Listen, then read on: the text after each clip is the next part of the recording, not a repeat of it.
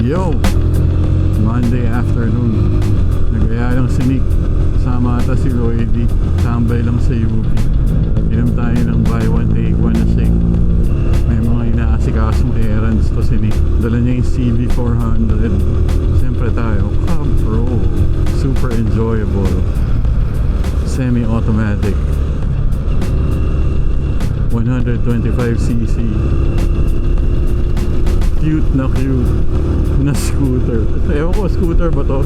Underbone motorcycle. Tanghalin tapat. 230 ba? Time check. Sayang, hindi niya dala yung R90. Talagang ayaw ipakita eh. Pero first time natin masisilayan yung Sprint ni Lloydie. Vespa Sprint 150 with very basic upgrades. Basic. Eto na, ang init ng tanghaling tapat. Sakto yan, konting tambay, kape, tapos merienda. Yo! Cub Pro baby! Sarap! Medyo busog pa tayo kasi kakaubos lang nung binili natin na dinuguan galing sa Tapsi ni Vivian. Napakasarap talaga nun. Sulit ang biyahe. Rev match. Iwas ka Jot. Grabe oh, memories. Toyota Light Ace.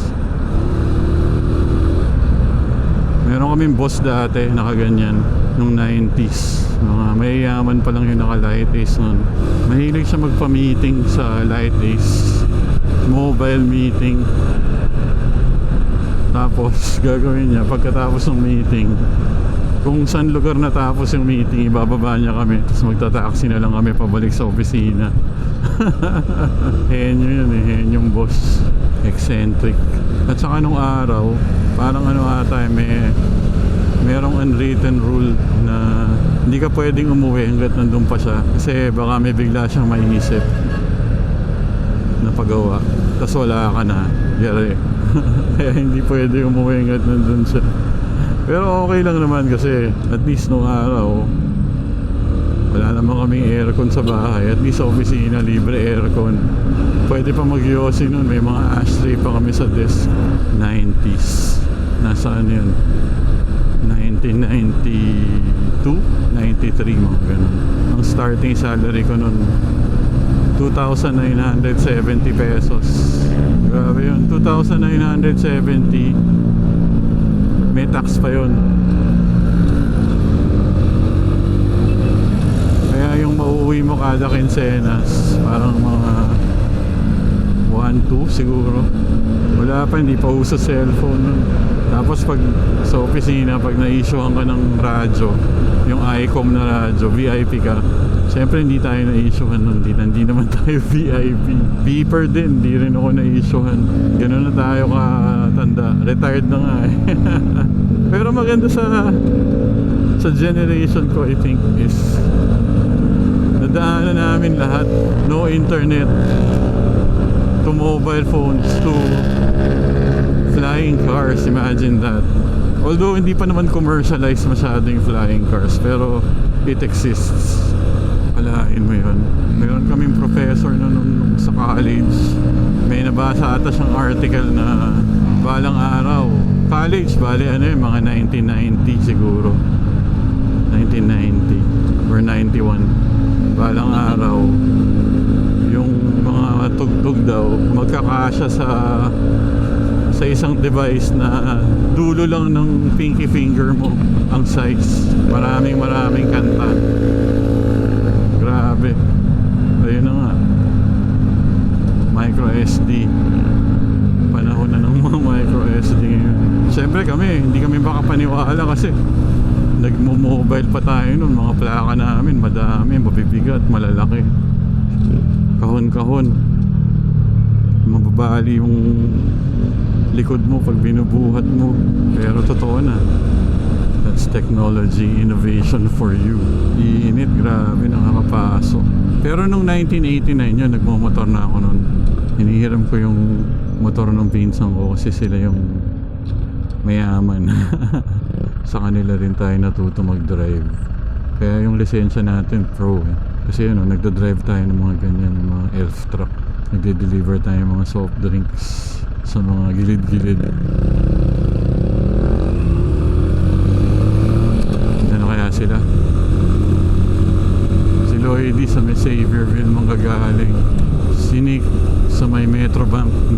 lang kung saang Metrobank.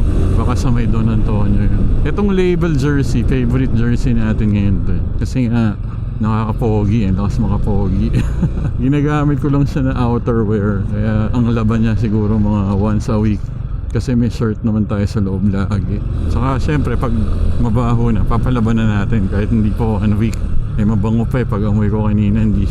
Yun po, hindi siya nag-aamoy araw, ang galing eh. Pero di ba, magtataka ka rin eh.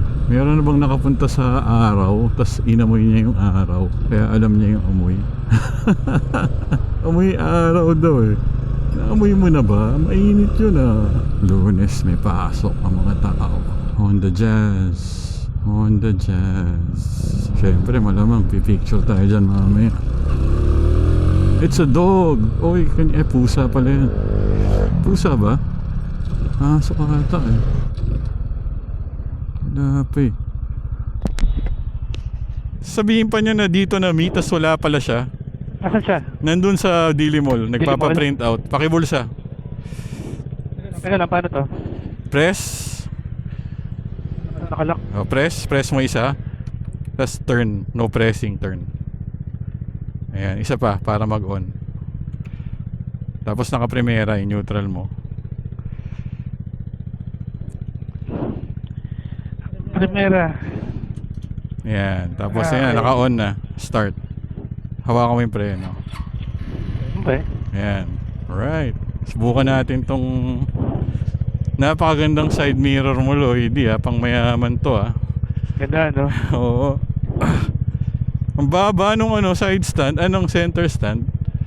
Malaki yung gulong eh. Pintab. Ano to? May wire, ingat.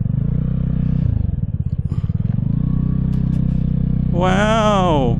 Pina-customize mo na ba yung upuan nito? Lloydie? Ay, hindi customized. Binili ko yung upuan niya. Puta, at sarap tong sagdala dito dyan. Sakto sa'yo. Ba't kaya ko nadaramdaman to? Ngayon ko lang sumandal eh. Ang sarap, men. Ako kasi may effort para umabot yung likod ko dyan eh. Ikaw sakto ka. Ang sarap mo. Wow. Pwede naman palang ganito sa motor. Sandalan. Single seater. Wala ka naman inaangkas eh. Signal bra. Andun ay sorry. Sorry miss. Malalim yung yung rear brake mo yung lever. Wala kwenta yung rear brake yan. Kailangan pa yan. Pa-adjust. Pero okay lang, pang feather lang naman yan. Oo. Kasi naka-brembo na yung harap, kaya hindi mo na kailangan ng likod. Ganda, bilis. Basic. Ganda rin ang tunog. Ganda ng tunog, Lloyd, hindi baduy That's look for you, big. Nook. Favorite look. Nuk-nukan. Ay, walang clicking sound yung signal light. Baduy. Bili tayong buy one take one shake dyan sa kanan. Ganda ng preno sa harap.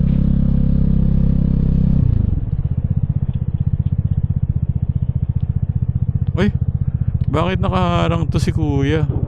Entrance to eh. Hinaharang Dito yung niya. entrance. Ha? Dito yung entrance. Ito yun eh. Saan sinig? Labo. Nandun sa printing Kasi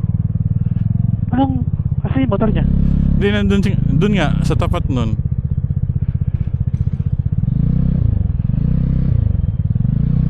Alam ko yun yung entrance eh. Saan ka mapark ka, Johnny? Dito na? Kasya ka ba dito? Masikip eh. Dito ka na park yan, Johnny. Ang sikip. Sabi nung click.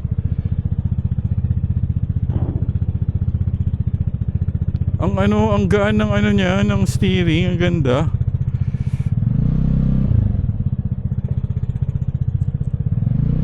Ito na lang ako, Johnny, sa'yo. Sige, alam ko kasi entrance to. Bahala siya. Dito Dito ako sa may harang.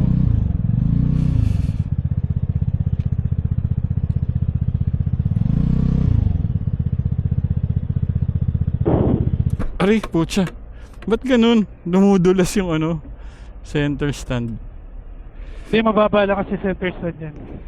Kasi oversize yung gulong eh. Oh, okay. Pinasadya mo yon? Oo, para magmukha macho. Susi. No, laki ng gulong eh, gani yun. Oo nga eh, teka.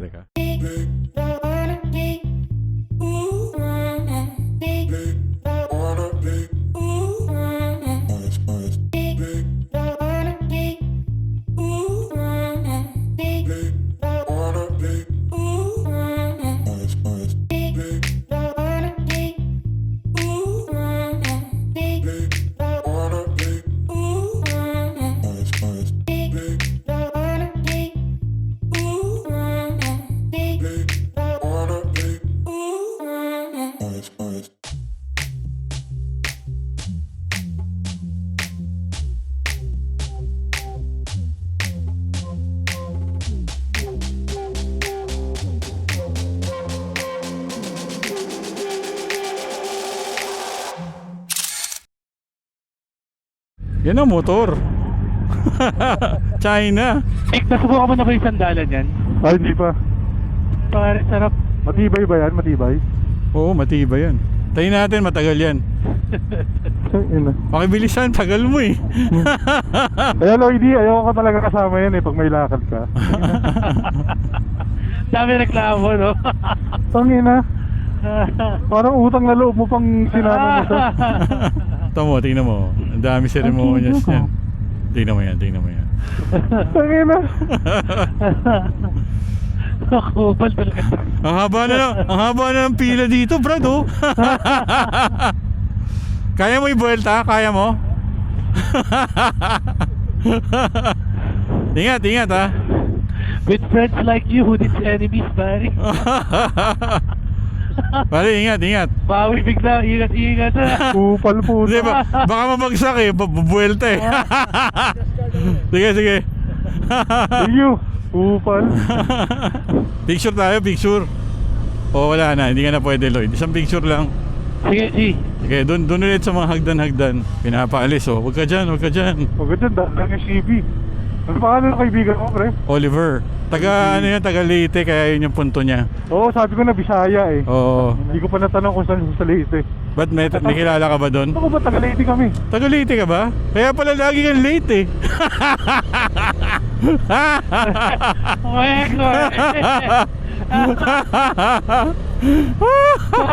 Naparunong ka pa mag-Bisaya, Nick, Tina? Buti na lang, hindi po moving on na tayo. Moving on. Medyo sobrang baduy. Ayan, pwede tayo sumaglit doon. Medyo sobrang baduy ng Leyte. Late ka, dahil taga Leyte ka. Pare, kaya nyo, pa diagonal naman, para maiba. Hindi, kami kaya namin. Ikaw, kaya mo ba? Ayan, pa ganyan. Alright, ganda nito, maiba naman. Ikaw, Nick, papapicture ka ba? Bigay ko na sa'yo. Post ka na lang dyan, Lloyd. Ayan, 1, 2.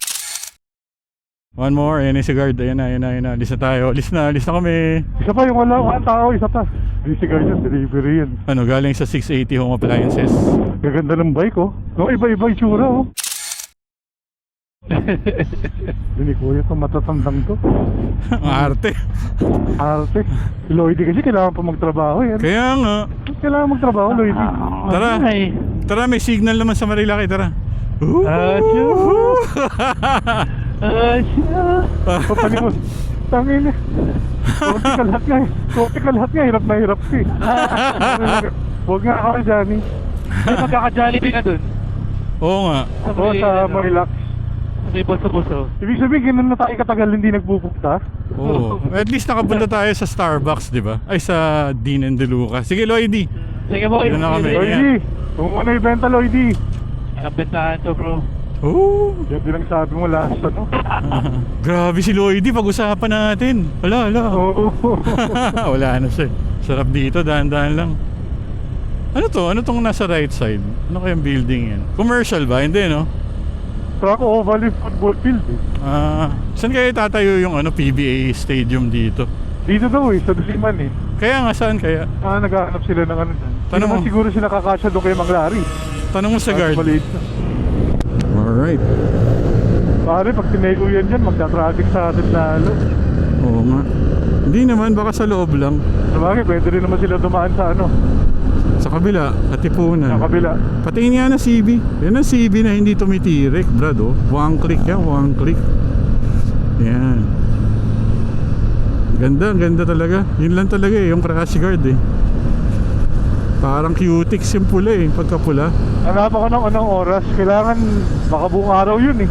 Pare, alam mo, tumingin ka sa relo, mahanap mo yung oras. Para hindi ka nalilate eh. Sabi sa'yo, kumain ka, di ba? Mahirap yung mababa yung glucose mo eh. Big word, glucose ha. Let's go. Ganda ng tunog, oh, tahimik pero napakaganda. Yun ang binabayaran mo dyan eh. Oo nga eh.